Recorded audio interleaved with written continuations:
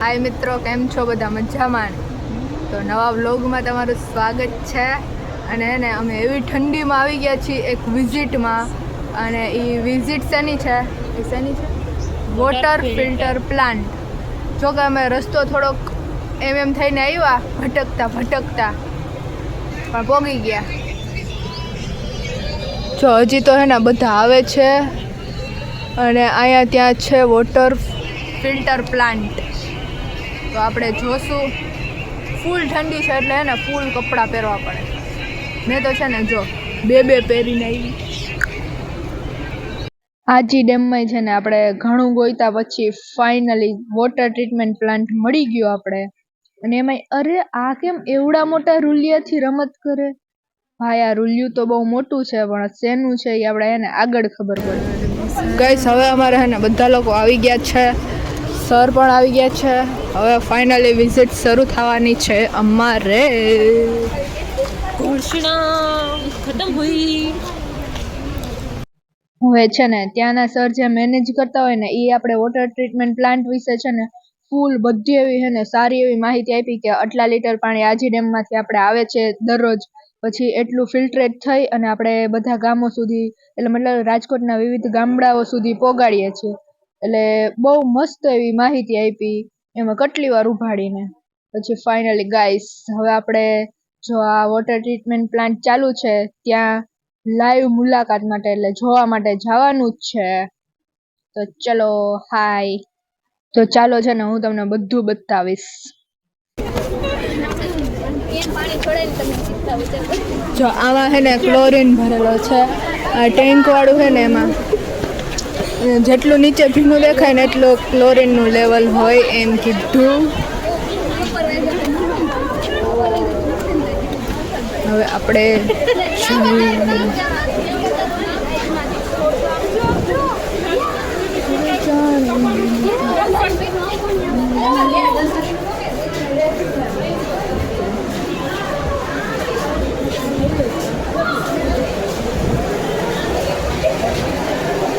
આ બધા બેડ તૈયાર કરેલ છે રેતી વાળો.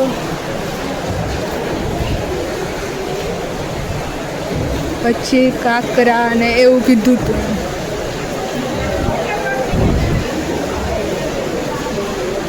જો ત્યાં અને પેલી સાઈડ બંને સાઈડ છે ને સેમ જ વોટર ટ્રીટમેન્ટ પ્લાન્ટ ચાલુ છે. તો પેલા તો છે ને અલગ અલગ બેડ બનાવવામાં આવેલ છે અને છેલ્લે ફિલ્ટરેટ બેડ પણ છે.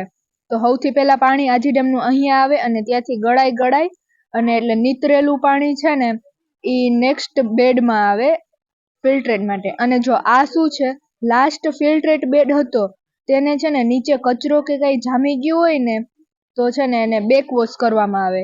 એટલે પાછું નીચેથી શુદ્ધ પાણી નાખવામાં આવે અને એટલે ડોળ બધો પાછો નીકળી જાય. એટલે પાછું સરખી રીતે ફિલ્ટરેટ થવા માંડે. એટલે અમને ત્યાં હે ને લાઈવ બેક વોશ કરીને બતાવ્યું કે જો આ રીતના બેડનું બેક વોશ થાય એમ. પછી મસ્ત પાણી આવી જાય ને ત્યાં સુધી કરવાનું એમ. જો પછી જેવું સ્વચ્છ પાણી આવી જાય ત્યારે બેક વોશ બંધ કરી દેવાનું અને પાછું ફિલ્ટરેટ પ્લાન્ટ ચાલુ કરી દેવાનું. અને ક્લોરીન લેવલ પણ જોતું રહેવાનું. ફાઇનલી ગાઈસ વિઝિટ પૂરી આજની. અને હવે આપણે છે ને નેક્સ્ટ વિઝિટ માટે જવાનું હતું. અને ભાઈ ઈ વિઝિટ એટલી દૂર હતી જાણે હે ને રાજકોટના બીજા છેડે હતી. તો ફાઇનલી તમને કહી જ દઉં તો ઈ આપણે વિઝિટ હતી સુએજ ટ્રીટમેન્ટ પ્લાન્ટ. એટલે આ જે હે ને ગટરના પાણી હોય ને એને કેમ શુદ્ધ કરવું ને એ માટે અમને પેલા હે ને ઓફિસમાં બોલાવવામાં આવ્યા. એટલે ઘણા બધા અમે એકઠા થયા. એમાં વેલા તો આપણે જ આવી જઈ. તો હજી બીજા ક્લાસ વાળા આવે પછી આપણે વિઝિટ શરૂ કરવાની.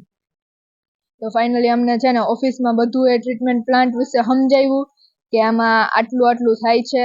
અને પછી અમે એને ફાઇનલી વિઝિટ ચાલુ કરી ગાઈસ. અને ભાઈ એટલી ખરાબ વાસ આવતી હતી કેમ કે ગટરના પાણીની ટ્રીટમેન્ટ થાય છે. જો હે ને બધાએ માસ્ક ને મૂંગા ને હે ને વાળી લીધા હે. એટલી વાસ આવતી હતી. તો એમાં પહેલા તો છે ને બધું ગટરનું પાણી જો અહીંયા આ બંબા થ્રુ ત્યાં નાખવામાં આવે સૌથી પહેલા. અને જા કેવડા મોટા છે એટલે ત્યાં આવે પહેલા પાણી.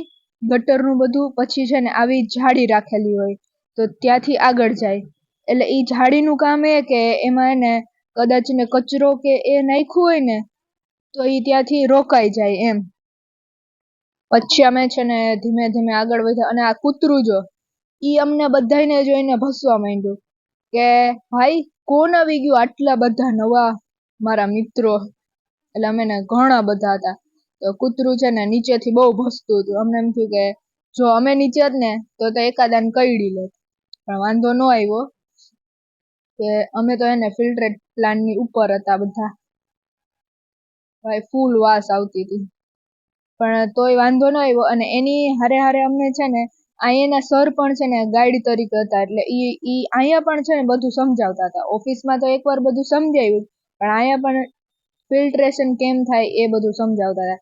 કે એક એરોબિક બેક્ટેરિયા વાળો ટેન્ક હોય, એક એનેરોબિક બેક્ટેરિયા વાળો ટેન્ક હોય, કે ત્યાં ઓક્સિજન લેવલ પણ મેજર કરવામાં આવે, કે અમુક ઓક્સિજનથી બેક્ટેરિયા કામ કરી અને તેમાં ના કચરાને ડિઝોલ્વ કરતા હોય, અમુક ઓક્સિજન વગર કામ કરતા હોય, તો એ બધું પણ કરવામાં આવે. અને અહીંયા પણ છે ને ક્લોરિનેશન કરવામાં આવે. જો આ બધાને તો બહુ વાસ આવતી હતી, તો એ તો હે ને નોખું જ ગ્રુપ કરીને બસ એમની જ ચલાવતા હતા. પછી અમે તો બસ એવું બધું શીખવું. અને જો તમને હજી એને કહું કે પછી એમાં શું કરવાનું, કે જો આ છે ને એક ટેન્ક ખાલી હતો, એટલે એનું ફિલ્ટ્રેશન નહોતું થતું, બાકીના પેલી સાઈડ 2 હતા એનું થતું હતું. તો અમે એમાં નીચે સ્લજ એટલે કચરો જોયો એમ, એટલે નીચે બધો જમા થાય ને એને પછી જો આમાં તમને દેખાય જીરીક જીરીક ઈ જમા થાય ને એને ખાતર તરીકે પણ ઉપયોગમાં લેવામાં આવે, અથવા તો ડ્રાય કરી નાખવામાં આવે. પછી તેને ફાર્મિંગ માટે બધા લઈ જાય એમ.